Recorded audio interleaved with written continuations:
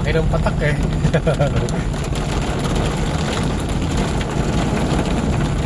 Butas tong bubong ko. Oh. So, medyo makilakbay. Ang laki ng patak eh, no? Wala nga, butasin yung bubong ko eh. Bubong na yung sasakyan eh. Dito kasi yan sa ongoing construction ng Skyway.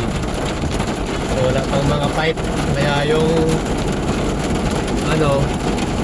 yung bagsak ng tubig, literal na parang cortina dito sa Yay. Medyo delikado. Magaling kayo ng Inlex mga kalakbay, pasok ng Balintawak, magdaan-daan na kayo pagka nasa middle lane, gitnang parte ng kalsada, kasi ito nasasakyan yung tama ng malakas na bagsak ng tubig galing sa Skyway. Ito yung nangyari sa akin. Mabuti na lang at traffic dito hindi ganun kalakas yung impact ng tubig, pero rinig nyo pa rin yung yung bagsak, diba, yung tunog tumatama sa sasakyan. Lakas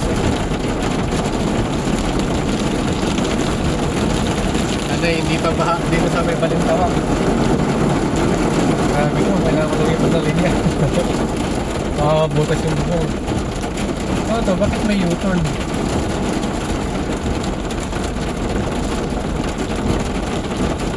Nagkaroon ng U-turn dito Hindi pa kaya baha to dito sa unahan?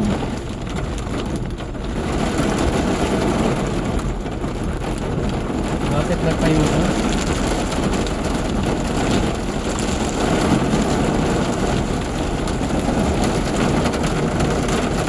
Ano ba to?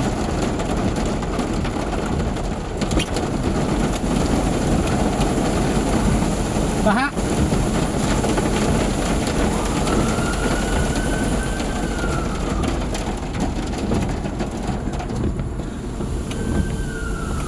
Baha na raw.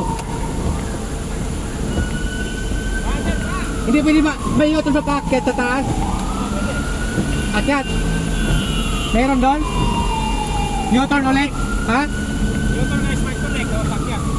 Smart Connect? Yung mahabang doon. Sige. Thank you.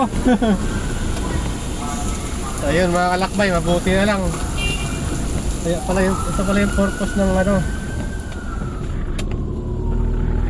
pinahanap pala yung si Bonifacio.